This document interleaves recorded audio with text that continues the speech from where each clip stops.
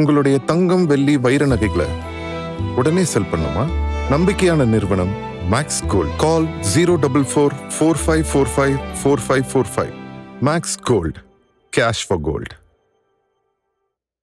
வணக்கம் my dear zonemates, welcome to Shafi zone. நான் உங்க ஷஃபி அண்ட் இன்னைக்கு நம்ம பார்க்க போறது இந்த வீடியோ கொஞ்சம் பார்த்துட்டு வாங்க. அவங்களே தான் வந்து போர்டு எடுத்துட்டு வர சொன்னாங்க. சிஎம்ஏ வந்து யாருக்கு தெரியாம வீட்ல இருந்து ஒரு செஸ் போர்ட் கொண்டு வந்தாரு. இத வச்சு எப்படியாச்சும் மக்கள்கிட்ட விளம்பரம் தேடிடணும், இத ஒரு பெரிய விஷயமா காமிச்சிடணும்ன்றதுக்காக அப்படியே வாயை திறந்தாலே அப்படியே வள வள வள வள வளன்னு வந்துட்டே இருக்கு போய் உங்க வாயில. விளையாடலாம் சார் அப்படின்னா உடனே உள்ள போர்டு வச்சிருந்தாங்க. சாரோட ஐடியாவா இருக்கும். பேசின ஆபீசர்ஸ் கிட்ட தான் அவங்களுக்கும் தெரியல இந்த மாதிரி ஒரு பிளான் இருந்துச்சு. இப்ப சொல்றீங்களா? பெருமையா சொல்றீங்களா? நம்மள யாரு 200 ரூபாய் ஊத்திதா? இது எல்லாத்துக்கும் மேல திமுரா தௌலத்தா சொல்றேன். நோ உதயனா தம்பி நானா ஏன் முன்னால இப்பலாம் பேசாதடா நீ. பழைய பேஷண்ட் இந்த we are proud டிஸ்சார்ஜ் பண்ணிடுங்க. புது பேஷண்ட் உதயனா தம்பி நானா பண்ணிடுங்க. நான்லாம் காமெடி பண்றதுக்கு என் மேல கேஸ் போட்டுக்கிட்டு இருக்கானுங்க. 41 பேர் கொன்னவன்லாம் ஜாலியா இருக்கான். பட் எனிவே சார் இவன் என்ன பண்ண சார்? டிவிக்கே ஜெயிச்சதுக்கு வேற ஒன்றும் காரணம் கிடையாதுங்க. இந்த ஜென்சி கிட்ஸ் பசங்க இருக்காங்கல்ல, அவங்க போட்ட ஓட்டில் தான் ஜெயிச்சிட்டாங்க. அந்த ஓட்டை அங்கேருந்து இங்கே இழுக்கிறதுக்கு எங்களுக்கு எவ்வளோ நேரம் ஆகும்னு நினைக்கிறீங்க அப்படின்னு சொல்லிட்டு இவங்க எல்லாரும் கூடி பேசி ஜென்சி டிஎம்கே அப்படின்னு சொல்லிட்டு ஃபர்ஸ்ட் ஒரு மீட்டப் போட்டாங்க. ஞாபகம் இருக்கா? Welcome to great Kirikalan magic show. Gen Z டிஎம்கேன்னு சொல்லி ஒரு மீட்டப் அரேஞ்ச் பண்ணி அங்க இருக்க அம்புட்டு பேர்னு பாத்தீங்கன்னா ஜென்சி பசங்க தான். ஒருத்தன் கூட ஜென்சியை தாட்டி வரவே இல்லையே. அப்பேற்பட்ட ஆட்களை கூப்பிட்டு வச்சு இவங்க வீராப்பா என்னென்ன டயலாக் எல்லாம் பேசினாங்கன்றது உங்களுக்கு ஞாபகம் இருக்கா? we are proud கொத்தூஸ். பெருமையா சொல்றீங்களா? நம்மள யாரு 200 ரூபாய் ஊத்திதா? we are proud கொத்தூஸ். நாங்க 200 ரூபாய் ஊப்பி தான் பெருமையா சொல்வோம், நாங்க கொத்தடிமை தான் அப்படின்னு சொல்லி அவங்க தான் பேசினாங்க. நம்ம எதுவும் சொல்லல. ஆனா அவங்க பேசினதையே அடுத்துதான் ஜென்சி டிஎம்கே சொல்லி தஞ்சாவூர்ல ஒரு மீட்டப் போட்டாங்க. அதுல அவங்களே கண்டிச்சுக்கிறாங்க. நாங்க ரெண்டு பேரும் அடிச்சுக்குவோம் என்ன வேணா பண்ணுவோம். பாக்க காட்டுறேன். கொஞ்ச நேரத்துக்கு முன்னாடி இப்ப தோழர் ஒருத்தவங்க சொன்னாங்க வெல்கம் கொத்தூஸ் யூபி கொத்தடிமை அப்படின்னு சொல்லிட்டு. அதுல இங்க இருந்த தோழர்கள் கொஞ்சம் கை தட்டுனீங்க, சிரிச்சிங்க. அதுல என்ன இருக்குன்னு சொல்றேன். ஆல்ரெடி நடந்த மீட்டிங்ல நான் இதை பேசணும்னு தான் நினைச்சேன். எனக்கு ப்ரௌடாலாம் இல்ல. இங்க யாருக்குன்னா ப்ரௌடா இருக்கா? நான் கொத்தடிமைன்னு சொல்றது இங்க யாருக்குன்னா ப்ரௌடா இருக்கா? டேய் அங்க இப்ப சத்தமா சொல்லுங்க, we are proud கொத்தூஸ் அப்படினா அம்புட்டு பேரும் கத்துனாங்க. இப்போ யாராச்சும் சொல்லுங்க, யாருக்காச்சும் ப்ரௌடா இருக்கா? யார்ட்ட கேக்குறேன்? யாரையாச்சும் கேக்குறாடா அப்படிங்கிற மாதிரி உட்கார்ந்திருக்காங்க. எனக்கு ப்ரௌடாலாம் இல்ல. இங்க யாருக்குன்னா ப்ரௌடா இருக்கா? நான் கொத்தடிமைன்னு சொல்றது இங்க யாருக்குன்னா ப்ரௌடா இருக்கா? டேய் வெளியில அக்னி வெயில் ஓவரா இருக்குன்னு உள்ள வந்த நீ ரொம்ப பேசுற. சோ ஸ்டேஜ்ல இருந்து என்ன கேள்வி கேக்குறானோ அதுக்கேத்த மாதிரி அவனுக்கு சாதகமா ரெஸ்பான்ஸ் பண்ணிப்பாங்க போல இருக்கா. இன்னைக்கு நம்மள ப்ரௌட் கொத்தடிமைன்னு சொல்ல வச்சிட்டாங்க. அது ஃபர்ஸ்ட் மேடை பல பிரச்சனைகள் நடந்துச்சு. அதனால நம்ம பசங்க எங்க கழக தோழர்கள் ஒரு எமோஷன்ல பேசிட்டாங்க. அதை எப்படி எடுத்துக்கணும்னா எக்ஸ்பர்ட் பேசுறாரு கேளு. நீ என்ன சொல்ற, நானே அதுக்கு ஒரு ஃபுல் ஸ்டாப் வைக்கிறேன் அப்படின்றத அதை எடுத்துக்கணும். இதான்டா நாங்களே சொன்னோம். நீங்க என்னடா எங்களை கொத்தடிமைன்னு சொல்றது? நாங்களே சொல்லிக்கிறோம்டா நாங்க கொத்தடிமை தான் அப்படிங்கறத நீங்களே தானே ஒத்துக்கிட்டீங்க. அதனை இவர் மறுபடியும் ரீ ரெஜிஸ்டர் வர பண்ணிக்கிட்டு இருக்காப்ல. நீ என்ன சொல்ற, நானே அதுக்கு ஒரு ஃபுல் ஸ்டாப் வைக்கிறேன் அப்படின்றத அதை எடுத்துக்கணும். இதத்தானே அவனும் முதல்ல சொன்னான். கழக தோழர்களா இருக்கட்டும் இல்ல இன்ஸ்டா இன்ஃப்ளூயன்சர்ஸ் யாராவனா இருக்கட்டும், நம்ம எப்படி கொத்தடிமை ஆகும்? நம்ம எந்த இடத்துல கொத்தடிமையா இருந்தா கொஞ்சம் யோசிச்சு பாருங்க. பட் ஒரு பக்கம் வந்து என்ன இருந்தாலும் சரி, நம்ம பேசுனது தப்பு அப்படிங்கறத அந்த மனுஷன் கரெக்டா வந்து அடுத்த ஸ்டேஜ் போட்டு கண்டிச்சிருக்காப்ல. ஓரளவுக்கு அங்க இருக்கிற கொத்தூஸ்ல இந்த கொத்தூஸ் வந்து கொஞ்சம் டிஃபரெண்டா இருக்கு அப்படிங்கிற மாதிரி தான் நினைச்சேன். ஆனா இந்த ப்ரௌட் கொத்தூஸ் என்ன பண்ணிச்சு தெரியுமா? இது எல்லாத்துக்கும் மேல திமுரா தௌலத்தா சொல்றேன். நோ உதயனா தம்பி நானா ஏன் முன்னால இப்பலாம் பேசாதடா நீ. நான் மட்டும் இல்லனா இங்க ஒவ்வொருத்தரும் உதயனா தம்பி தான். சுதாகரன் தெரியுமா? தெரியும். அவர் தம்பி நான். சரி கிளம்பு. ஐயோ ஐயோ, இந்த மனுஷனையா நல்லா பேசுறான்னு நினைச்சு பார்த்தோம் அப்படிங்கிற மாதிரி கொஞ்ச நேரத்திலேயே ரொம்ப திமிர தௌலத்தை சொல்லி போறோம் உதயண்ணா தம்பி தான். இதுல என்னடா பெருமை இருக்கு? இதுல என்ன பெருமை இருக்கு? நீங்க தானே இந்த டிவி காரங்க எல்லாம் பார்த்து விஜய் அண்ணா தம்பின்னு சொல்றீடா தற்கொரின்னு. நீங்க இப்ப நீங்களே நாங்க யாரு தெரியும்ல உதயண்ணா தம்பிடா அப்படின்னு இருக்காங்க. உங்களுக்கு அவனுக்கு அப்ப என்னடா வித்தியாசம் இருக்கு? உதயனா தம்பி நானா ஏன் முன்னால இப்பலாம் பேசாதடா நீ. என்னமோ இந்த மனுஷன் ஸ்டேஜ் ஏறி இதுக்கு முன்னாடி பேசினதெல்லாம் நான் எப்படி கிளியர் பண்ணி காட்டுறேன் பாருங்க அப்படிங்கிற பேர்ல 200 ரூபா கொத்தூஸ் கிடையாது, நாங்க கொத்தடி பண்றத பெருமையா சொல்ல மாட்டோம், நாங்க ஒண்ணு 200 ரூபா ஊப்பிலாம் கிடையாது அப்படிங்கிற மாதிரி அதுக்கெல்லாம் கிளியரன்ஸ் சர்டிபிகேட் கொடுத்துட்டு கடத்துல இப்போ சரி ரைட் நீ யாரு உதயண்ணா தம்பியா நீ வா அந்த பேஷண்ட் டிஸ்சார்ஜ் பண்ணி இந்த பேஷண்ட் அட்மிட் பண்ணுன்னு இந்த மனுஷனை போட்டு அடிக்க ஆரம்பிச்சிட்டாங்க. பழைய பேஷண்ட் இந்த we are proud டிஸ்சார்ஜ் பண்ணிடுங்க, புது பேஷண்ட் உதயண்ணா தம்பி நானா பண்ணிடுங்க. நான் கூட இவங்க ஜென்சி டிஎம்கேன்னு சொல்லி ஊரா போய் மீட்டிங்லாம் போட்டு பேசும்போது என்ன நினைச்சேன்னா டிஎம்கே வளர்க்கறதுக்காக ஏதோ ஒன்று பண்றாங்க போல இருக்கு. டிஎம்கேல இருக்கிற ஜென்சி கிட்ஸ் தமிழ்நாட்டு மக்களுக்கு என்னென்ன நல்ல விஷயங்கள்லாம் பண்ண போறோம் தெரியுமா, டிஎம்கே இதுக்கு முன்னாடி என்னென்ன நல்ல விஷயங்கள்லாம் பண்ணிருக்கு தெரியுமா, என்னென்ன நலத்திட்டம்லாம் பண்ணிருக்கு தெரியுமா அப்படின்னு சொல்லி மக்கள் கிட்ட போய் சேர்க்கறதுக்கு ஏதோ முயற்சி பண்ண போறாங்கன்னு சொல்லி பார்த்தா டிஎம்கே இவங்களே குழி தோண்டி புதைச்சிக்கிட்டு இருக்காங்க. இப்ப சாருக்கே டஃப் கொடுக்கற மாதிரி இன்னொரு அக்கா வந்திருக்காங்க, அந்த அக்கா பேசுறத கேளுங்க. குடும்ப கட்சி, வாரிசு கட்சி, ஆமா கலைஞரோட என் தாத்தா நின்னாரு, தலைவரோட என் அப்பா நின்னாரு, இன்னைக்கு உதய அண்ணாவோட நின்னு போராட என் குடும்பத்துல இருந்து நான் வந்திருக்கேன், என் தங்கச்சி வந்திருக்கான், என் தம்பி வந்திருக்கான், இது மாதிரி எல்லாரும் வரும். கடைசி விஷயத்தை விட்டியமா நாங்க பெருமையாக சொல்லுவோம் we are proud கொத்தூஸ். கொஞ்ச நேரத்துக்கு முன்னாடி தான் அந்த பையன் நாங்க கொத்தடிமைகள் கிடையாது தெரியும்ல அப்படின்ட்டு போடாப்ல. ஆனா நாங்க அந்த குடும்ப கட்சியில இருந்து யாரு வந்தாலும் சரி கூடவே நின்று ஆதரவு கொடுப்போம்ல. அடுத்ததான் இன்பன் உதயநிதி வரேன் இருக்காப்புல, அவருக்கு எங்களுடைய ஆதரவு கொடுப்போம். என் புள்ள அவருடைய புள்ள எல்லாரும் இறங்கி அந்த குடும்பத்துக்கு ஆதரவு தெரிவிச்சுக்கிட்டே இருப்போம்ல. ஆனா நாங்க கொத்தடிமை கிடையாது, அதையும் நீங்க தெரிஞ்சுக்கணும் அப்படின்னு சேர்த்து பேசுவாங்க போல. ஐயா இன்ப ஐயாவையும் அடுத்து முதலமைச்சர் ஆக்கிட்டு சாப்பிடணும் ஒரு ஆசை. அந்த குடும்பம் தவிர யாரும் ஆக்கப்படாதீங்க, அந்த குடும்பம் தான் நமக்கு சரியா வரும். இப்ப நம்ம கடல்ல விழுந்து சாகிறதா இல்ல கிணத்துல விழுந்து சாகிறதா? இதுல மக்கள் பாதி பேர் அது குடும்ப கட்சின்றத மறந்தா கூட ஆமா அது குடும்ப கட்சி தான், குடும்பமா ஓட்டு போறதுனால அது குடும்ப கட்சி. அந்த குடும்பத்துல எத்தனை பேர் வந்து ஆட்சி பண்ணாலும் ஆதரவு கொடுப்போம், அதனால அது குடும்ப கட்சி அப்படின்றத இவனுங்களே தான் மறுபடியும் மக்கள் கிட்ட வெறுப்பு சம்பாதிச்சிட்டு இருக்காங்க. கலைஞரோட என் தாத்தா நின்னாரு, தலைவரோட என் அப்பா நின்னாரு. சும்மாறா ஜென்சி கூட்டம் அந்த கட்சிக்கு பின்னாடி இருக்குதெல்லாம் போயிங்க. அவர் எப்படி ஓட்டு வாங்கினார்னா உடனே செய்தி வந்து விட்டதே, குழந்தைங்களை வச்சு பெரிய பெரிய பாட்டி தாத்தா அவங்கள ஓட்டு போட வச்சு வாக்கு வாங்கி இருக்கிறாரு. இதை விட ஒரு மோசமான உருட்டை யாராவது உருட்ட முடியுமா? ஜென்சிக்கள் நேற்றும் திமுகவில் இருந்தார்கள், இன்றைக்கும் இருக்கிறார்கள், நாளைக்கும் இருப்பார்கள். நான் சொல்லல, நல்ல காமெடி பண்ணுவாப்லன்னு. வரப்போகிற உள்ளாட்சி தேர்தலிலே எங்கேயும் வரப்போறது இல்ல, கோயம்புத்தூர் மாநகராட்சியும் திமுக தான் வந்து பெற போகுது. நீங்க இப்படி மீட்டிங் போட்டு பேசுறதெல்லாம் பார்த்தா திமுக ஒரு கட்சி இருந்துச்சா அப்படின்னு பல பேர் கேட்கிற அளவுக்கு ஆக்கி விட்டுருவீங்க போலயடா. குழந்தைங்களை வச்சு அவனை சொல்லி நிறுத்துங்களேன்டா, அவன் நிறுத்துற. உதயநிதி ஸ்டாலின் ஒரு பக்கம் என்னன்னா நம்ம வீட்டு பசங்க கிட்ட நம்மளே ஓட்டு கேட்காம விட்டுட்டோம், அதுதான் நம்ம பண்ண தப்பு அப்படிங்கறத எங்க சுட்டி காட்டுறாப்புல. ஜென்சி கிட்ஸோட ஓட்டை வாங்காம விட்டுட்டோம் அப்படிங்கறது தான் அந்த மனுஷன் சொல்ல வராப்புல. ஆனா இந்த பையன் பாருங்க, ஜென்சி கிட்ஸ் ஓட்டு எல்லாம் நம்ம கிட்ட தாங்க இருந்துச்சு, அப்ப ஜென்சி கிட்ஸ் ஓட்டு போட்டு நீங்க தோத்துட்டீங்களா? இதுக்கான பதில் எங்க ஐயா சொல்லுவாரா?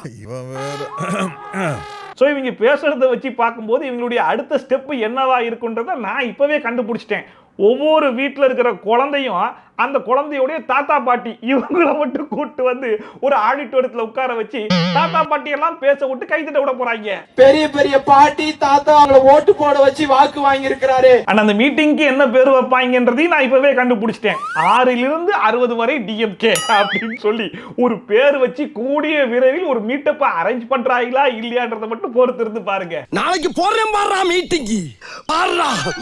இதுல இன்னொரு சூட்சமும் இருக்கு, அது என்னன்றதையும் நான் கண்டுபிடிச்சிட்டேன். அது என்னன்னா இந்த சோசியல் மீடியால ரொம்ப நாளா ஃபேமஸ் ஆகணும்னு சொல்லி சுத்திட்டு இருப்பாங்கல்ல, அவங்க என்ன பண்ணிட்டாங்க, இந்த ஜென்சி டிஎம்கே பசங்க கிட்ட போயிட்டு ப்ரோ தெரியும்ல நம்ம எல்லாம் ப்ரௌடு கொத்தூஸ் 200 ரூபா ஊப்பி ப்ரோ, கொத்தடி பண்றத பெருமையா சொல்லுவோம் ப்ரோ அப்படின்னு ஒன்னதான் போய் தேடிட்டு இருந்தேன், போய் ஸ்டேஜ்ல பேசு அப்படின்னு சொல்லி பேச விட்டுறாங்க.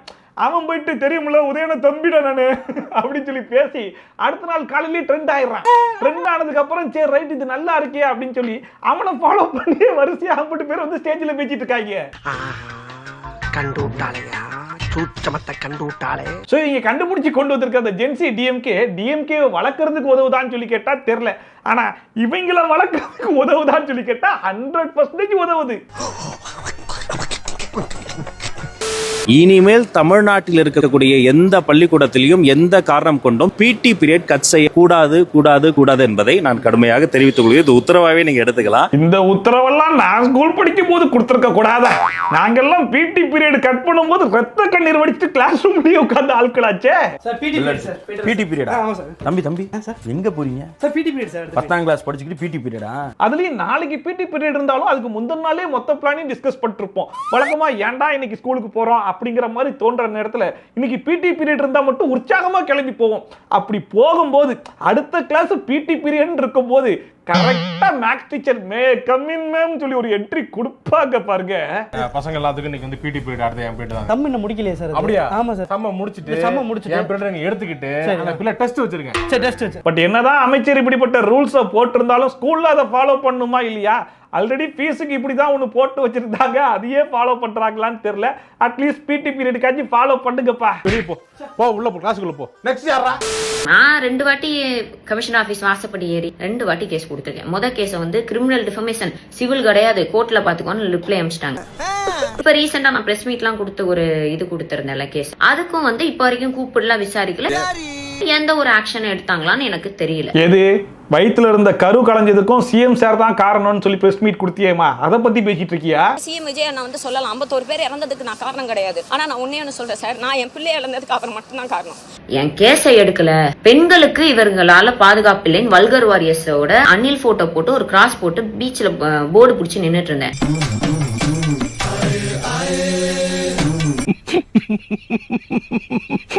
அதுக்காக கேஸ் போட்டிருக்காங்க என் மேல. அன்னைக்கு நான் லெட்டர் எல்லாம் எழுதி கொடுத்துட்டு ஓகேம்மா வீட்டுக்கு போங்க அப்படின்னு சொல்லி அனுப்பிச்சிட்டாங்க. ஆனா இன்னைக்கு கால் பண்ணி அது வந்து கேஸ் போட்டிருக்கோம் அப்படின்னு சொல்லிருக்காங்க. 4 மணிக்கு விசாரணைக்கு வர சொல்லிருக்காங்க. விசாரணைக்கு போறேன். ஆனா இதுல ஹைலைட் என்னன்னா, அலிஷா அப்துல்லா அக்கா வந்து ஒரு கேஸ் கொடுத்தாங்க.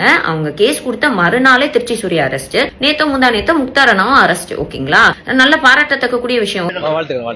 ஒரு பெண்ணு வந்து அழுதுருக்காங்க, அவங்களோட குறைகளை சொல்லிருக்காங்க. அதுக்கான எனக்காக ஆக்ஷன் எடுங்கன்னா ஏன் மேல ஆக்ஷன் எடுக்கிறீங்க? ஏன்னா நீ பேசுறது அப்படி இருக்குது. நீ ஒழுங்கா பேசினா ஒழுங்கா ஆக்ஷன் எடுப்பாங்க. அந்த அலிஷா அப்துல்லா அப்படிங்கறத பத்தி ரொம்ப கேவலமா தரைக்குறைவா பேசினாங்க திருச்சி சிவாவும் முக்தார் அவர்களும். அதனால அவங்க 2 பேர் மேலேயும் ஆக்ஷன் எடுத்திருக்காங்க. நீ ஏதாச்சும் உருப்படியா ஒரு கம்ப்ளைண்ட் கொடுக்குறியா? எனக்காக ஆக்ஷன் எடுங்கன்னா ஏன் மேல ஆக்ஷன் எடுக்கிறீங்க? மூக்கு கீழே பஞ்சாயத்து கிணறு மாதிரி ரவுண்டா ஒண்ணு இருக்க வாயா, அதை மூடி வச்சிருந்தீங்கன்னா எல்லாம் ஒழுங்கா நடக்கும். நாங்க இன்னும் ஓ மேல கொடுத்த கம்ப்ளைண்ட்டுக்கே ஒழுங்கா ஆக்ஷன் எடுக்காம இருக்காங்களேன்னு வருத்தப்பட்டு இருக்கோம். இதுல அவங்க கொடுத்த கம்ப்ளைண்ட்டுக்கு ஆக்ஷன் எடுக்கலன்னு அவங்க வருத்தப்பட்டு இருக்காங்க. 4 மணிக்கு விசாரணைக்கு வர சொல்லிருக்காங்க. விசாரணைக்கு போறேன். உன் கதை முடிஞ்சுதுரே, ஹிஸ்டரி ஓவர். இப்ப கூட பாருங்களேன், ஜூலி மேல கேஸ் போட போறேன் அப்படிங்கிற மாதிரி சொன்ன உடனே தான் அலிஷா அப்துல்லா கேஸ் ரெஃபரன்ஸ் எல்லாம் எடுத்து வந்து பேசுறாங்க. அதுலயும் அவங்க கம்ப்ளைண்ட் கொடுத்த உடனே 2 பேரையும் அரெஸ்ட் பண்ணிட்டாங்க. உண்மையிலேயே பாராட்டக்கூடிய விஷயம் தான் சொல்லிட்டு இப்ப பாராட்டுறாங்க. ஆனா முக்தா அவர்களுக்கு இதுக்கு முன்னாடி ஆட்சியில எவ்வளவு ஆபாசமாலாம் பேசிருக்காப்ல, அப்பயும் அவர் அரெஸ்ட் பண்ணல, அப்பயும் ஜூலி வாயை திறக்கல. அது இப்ப நம்ம பேச தேவையில்லை, நோ கமெண்ட்ஸ். ஏன் ஆக்ஷன் எடுக்கலன்னு ஜூலியே கேட்டுட்டு இருக்காங்கல்ல. சீக்கிரம் ஒரு நல்ல ஆக்ஷனா எடுத்து விடுங்கப்பா. உங்களுடைய கோரிக்கை நிறைவேற்றப்படும். இன்னைக்கு சிங்கப்பெண் படை என்று புதுசா பேர் எல்லாரும் சொன்னாங்கல்ல, காப்பி பேஸ்ட் ஸ்டிக்கர், என்ன எந்த திட்டம் இருக்குன்னே தெரிய மாட்டேங்குது. உங்களுக்கு தெரிஞ்சாதானே நம்ம புதுசா பண்றோமா இல்லையான்னு உங்களுக்கு தெரியும். நான் சொன்னதெல்லாம் நடக்குதா? 1 by 1 எல்லா புலம்பல்ஸும். முதலாக பெண்களை காவல்துறையிலே கொண்டு வந்தது தலைவர் கலைஞர் அவர்கள். பெண்கள் பாதுகாப்புக்காக ஒரு தனியாக பிரிவை உருவாக்கியது நம்முடைய ஆட்சியிலே, திராவிட முன்னேற்ற கழக ஆட்சியிலே நம்முடைய அண்ணன் தளபதி அவர்கள். அப்படிங்களா? ரொம்ப சந்தோஷம். எனக்கு புதுசா பேரு கொடுத்து யூனிஃபார்ம் கொடுத்தீங்கன்னா அது வந்து புது திட்டமா மாறிடுமா? யூனிஃபார்ம் மட்டும் தான் மாத்திருக்காங்களே தவிர்த்து மத்தபடி இது திமுகவுடைய திட்டம் தான். அவங்க திட்டத்தை இவங்க திருட பார்த்திருக்காங்க. திருடி பேரை மட்டும் மாத்தி காப்பி பேஸ்ட் பண்ணிட்டாங்க, ஸ்டிக்கர் பண்ணிட்டாங்க. ஆமாங்க, அவ்வளவுதாங்க மேட்ரு. புரிஞ்சுக்கிட்டாங்க வாசு. அதுல இந்த திட்டம் எங்க இருந்து வந்துச்சு அப்படிங்கிற வரலாறையும் அவங்க சொன்னாங்க. கேட்டீங்கல்ல, பெண் போலீஸை முதலாக கொண்டு வந்தது கலைஞர் அவர்கள், பெண்கள் பாதுகாப்பாக திட்டம் கொண்டு வந்தது ஸ்டாலின் அவர்கள் அப்படின்னு சொல்லிட்டு இவ்வளவு பண்ணியும் பெண்கள் பாதுகாப்பு தமிழ்நாட்டில் இதுக்கு முந்தின ஆட்சியில எப்படி இருந்துச்சு? பெரிய கேள்விக்குறியாதானே இருந்துச்சு அப்படிங்கறத நான் கேட்கலங்க. உங்களுடைய கூட்டணி கட்சியில இருந்தாங்க பாத்தீங்களா, அவங்களே உங்க அண்ணனை உட்கார வச்சுட்டு ஸ்டேஜ்லயே தான் கேட்டாங்க. ஒருவேளை யாரு கேட்டாங்கன்றது மறந்து போயிருந்தா ஒரு வாட்டி போட்டு காட்டுறேன், பாத்துருக்க. தமிழ்நாடு முழுக்க ஒரே ஒரு குற்றச்சாட்டு தான் அண்ணன் மேல இருக்கு. அதுவும் இந்த பெண்கள் கூட்டத்துல நான் சொல்றேன், எங்க பார்த்தாலும் பாலியல் வன்கொடுமை, போதை கலாச்சாரம் இருக்கு. இதை தவிர வேற என்ன சொல்ல முடியும்? சொல்லவான்னு தான் எல்லாத்தையும் சொல்லிட்டியே. வேற என்ன சொல்ல முடியும் சொல்லுங்க? பெண்கள் கூட்டத்துல வச்சே அவங்க அண்ணனை அந்த ஸ்டேஜிலேயே உட்கார வச்சு இந்த கேள்வியை கேட்டிருக்காங்க. ஒருவேளை நீங்க கேட்கலாம், தேர்தலுக்கு முன்னாடி பேசின பேச்சுப்பா இது, ஒருவேளை அது ஸ்டேஜில் தெரியாம கூட அவங்க பேசியிருக்கலாம்ல, இப்போ அவங்க என்ன சொல்றாங்கன்றது உனக்கு தெரியுமா அப்படின்னு சொல்லிட்டு இப்பயும் அவங்க அதை மறுபடியும் சொல்லியிருக்காங்க. என்ன தெரியுமா சொல்லியிருக்காங்க? தேமுதிக என்னைக்கு இருந்தாலும் உண்மையா தான் பேசுவோம். இந்த ஆட்சியின் மீது இரண்டு குறைகள் தான். ஒன்று பாலியல் வன்கொடுமை, மற்றொன்று சட்டம் ஒழுங்கு பிரச்சனை. அன்னைக்கும் சரி இன்னைக்கும் சரி தேமுதிக உண்மையை தான் பேசும். நான் சொல்றேன், பெண்கள் பாதுகாப்பு கேள்விக்குறி தான் அப்படிங்கறத அவங்களே சொல்லிட்டாங்க. ஸோ கடந்த 5 வருஷத்துல பெண்கள் பாதுகாப்பு ஒரு கேள்விக்குறியா இருக்கின்ற போது அதுதான் இப்பயும் கன்னியூ ஆகுது. அதை தடுத்து நிறுத்த மாட்டீங்களா அப்படின்னு சொல்லி எதிர்கட்சியா இருக்கிற நீங்க தானே கேள்வி கேட்குறீங்க. அப்படி கேள்வி கேட்கும் போது ஒரு புது திட்டம் கொண்டு வரோம், சிங்கப்பெண் அதிரடிப்படை. பெண்கள் பாதுகாப்பு எங்கெல்லாம் கேள்விக்குறியா இருக்கு, எங்கெல்லாம் பெண்களுக்கு பாதுகாப்பு இல்லைன்ற மாதிரி தோணுதோ அங்கெல்லாம் இந்த சிங்கப்பெண்கள் போய் நிப்பாங்க, பாதுகாப்பு கொடுப்பாங்க அப்படிங்கிற மாதிரி ஒரு புது திட்டத்தை கொண்டு வந்தா அது நாங்க வச்சிருந்த திட்டமாச்சே, அதை எடுத்து நீங்க பண்ணிட்டீங்களா அப்படின்னு சொல்லி கேட்கறாங்க. சரி, அப்படின்னா கடந்த 5 வருஷம் டைம் இருந்துச்சுல்ல, ஏன் நீங்க அமல்படுத்தல? கேள்வி கேட்கறது ஈஸி, ஒவ்வொரு கேள்விக்கும் யோசிச்சு பதில் சொல்ல முடியாது. அவர் சிஎம் ஆகி 1 மாசம் ஆயிடுச்சுங்க, இன்னும் ஒரு திட்டத்தை கூட கொண்டு வரலையே அப்படின்னு கேட்கறதும் அவங்க தான். அதை மீறி சரி ஓகே ஒரு திட்டத்தை அமல்படுத்தினா இது எங்க திட்டங்க, புதுசா வேற என்ன திட்டம் கொண்டு வந்திருக்கீங்க அப்படின்னு கேள்வி கேட்கறதும் அவங்க தான். கம்ப்ளைண்ட் கொடுத்தது ஒரே நம்பர், கம்ப்ளைண்ட்டை பிரிச்சு படிச்சதும் ஒரே நம்பரா?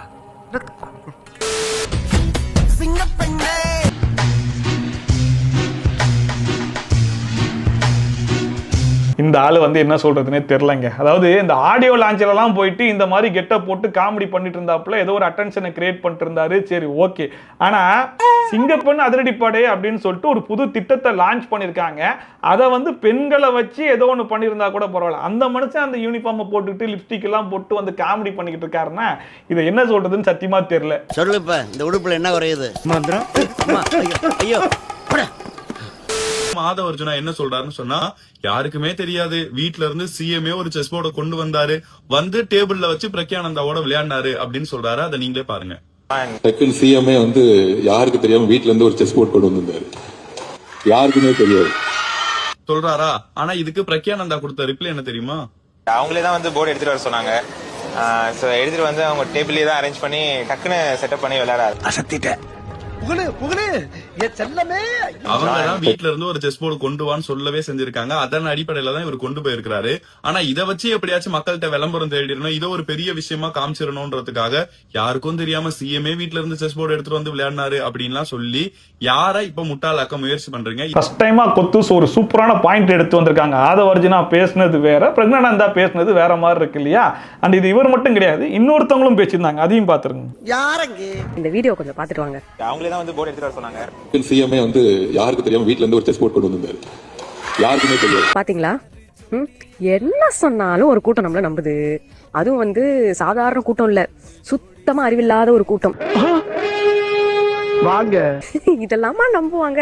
அப்படியே வாயை திறந்தாலே அப்படியே அப்படியே வள வள வள வள வளன்னு வந்துட்டே இருக்கு போய் உங்க வாயில. கரெக்ட். இவங்களும் அதே வீடியோ தான் ரெஃபரன்ஸா எடுத்து காமிச்சிருக்காங்க. ஆதவ அர்ஜுனா பேசினது வேற, பிரக்ஞானந்தா பேசினது வேற. ஆதவ அர்ஜுனா வாயை திறந்தாலே அது எப்படி வருது, வள வள வள வள வளன்னு பொய்யா வருது. அதுவும் யாரு என்ன சொன்னாலும் அதை நம்புறதுக்குன்னே ஒரு கூட்டம் இருக்கு அப்படிங்கறதெல்லாம் யாரு சொல்லியிருக்கா? We are proud Kottus. சரி, இவங்க சொல்றதை வச்சு பார்க்கும்போது இந்த டிவிக்கில் இருக்கிற கும்பல் தான் பிளைண்டா எது சொன்னாலும் நம்பக்கூடிய முட்டாள் கூட்டம். ஆனா இவங்க கூட்டம் அப்படி கிடையாது, எதுவா இருந்தாலும் அலசி ஆராய்ஞ்சி அதுக்கப்புறமா நம்பக்கூடிய புத்திசாலி கூட்டம் அப்படிங்கிற மாதிரி தானே பேசிக்கிறாங்க. ஆனா இப்ப இந்த வீடியோ ரெஃபரன்ஸ் எல்லாம் காமிச்சாங்க பாத்தீங்களா, இதை அப்படியே அந்த டிஎம்கே கூட்டம் நம்பிருச்சு. ஆனா உண்மையான வீடியோ என்ன தெரியுமா? வாங்க உங்களுக்கு காட்டுறேன்.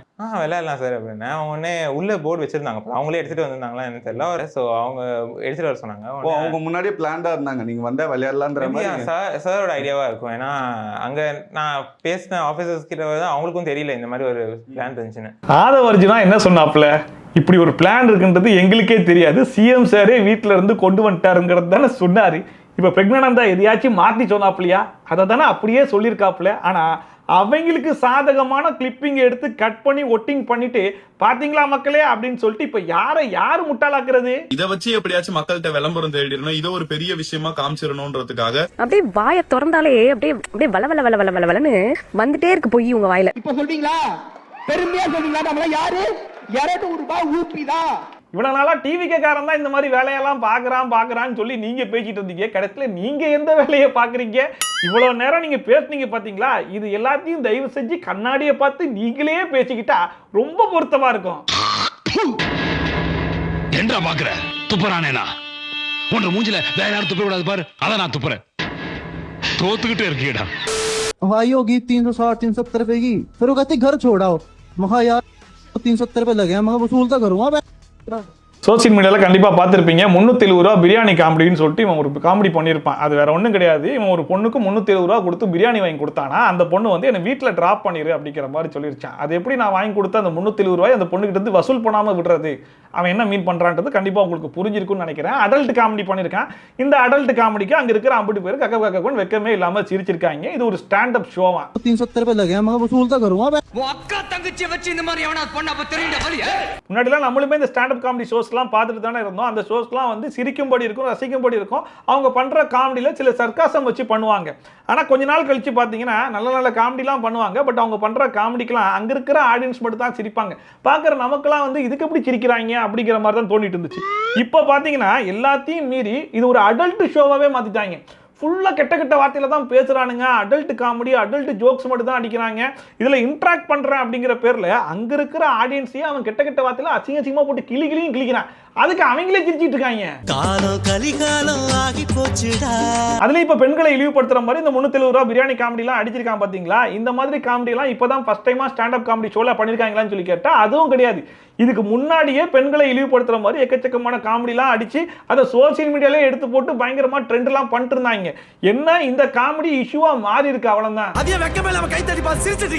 இந்த மாதிரி விஷயத்தெல்லாம் ஆரம்பத்திலேயே கிள்ளி எரிஞ்சிருந்தா இவ்வளவு தூரத்துக்கு வந்து நின்றுக்குமா அப்படிங்கிற மாதிரி இதுக்கு முன்னாடி இந்த மாதிரி காமெடிலாம் அடிச்சாங்க பாத்தீங்களா? அப்பவே அவனெல்லாம் அடிச்சு ஓட விட்டுருந்தாங்க அப்படின்னா இவ்வளவு தைரியமா உட்கார்ந்து 370 ரூபா பிரியாணி காமெடிலாம் அடிச்சிருப்பாங்களா? அதுக்கு அங்க இருக்கிற 50 பேர் கடந்து சிரிச்சிட்டு இருப்பாங்களா? இவ்வளவு ஏங்க தமிழ்லயே ஒருத்தன் இருக்கான். அவனை இதுக்கு முன்னாடி நம்ம வீடியோல போட்டிருக்கோம். அவன் வந்து எவ்வளவு கேவலமா பேசுவான் தெரியுமா? வாங்க காட்டுறேன். நீங்க கத்தார்ல இருக்கீங்கல்ல, எப்படி ஓட்டு போட வருவீங்களா? இதுக்குன்னு இப்ப இங்க வந்து அது வந்தாச்சு. இப்ப இங்க வந்துட்டாச்சு. அதனால தான் டிவிக்கு சப்போர்ட் பண்ணிட்டு இருக்காரு. அதான் உள்ளூர்ல இருந்து தான் தெரிஞ்சிருக்கும். அதான் நான்லாம் காமெடி பண்றதுக்கு என் மேல கேஸ் போட்டுக்கிட்டு இருக்கானுங்க. 41 பேரை கொன்னவனா ஜாலியா இருக்கான். பட் எனிவே பாத்தீங்களா, இதுவும் காமெடியா. அதாவது 41 பேரை கொண்டவன்லாம் ஜாலியா இருக்கான் அப்படின்னு சொல்லிட்டு அவன் யாரை ரெஃபர் பண்றான் தெரியுதா? 41 பேரை கொண்டவன்லாம் ஜாலியா இருக்கான். இவனுங்க எல்லாம் எந்த தைரியத்துல இந்த மாதிரி ஸ்டேஜ் ஏறி காமெடி பண்றாங்கன்னா, இவனுங்க எது பேசினாலும் கீழே நின்று கை தட்டுறதுக்குன்னு ஒரு கூட்டம் இருக்கு பாத்தீங்களா?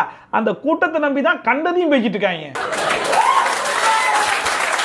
அதே வெக்கமே இல்லாம கை தட்டி பார்த்து சிரிச்சிட்டு இருக்கீங்க. கை தட்டாத கைகள் எல்லாம் நான் பாத்துட்டேன். இதுல எங்கடி ஜோக்கு? என்னடி கேக்குறான் அவன்? ரெண்டே கேட்டகரி தான். ஒன்னு டிவிகே சப்போர்ட்டர்ஸ், 2 அரசியல்னா கிலோ எவ்வளோ அப்படின்னு கேக்குறாங்க. யாருக்குமே ஐடியா என்ன 41 பேர் செத்துட்டாங்களா? ஆர்சிபில 11 பேர் தானே அப்படின்னு.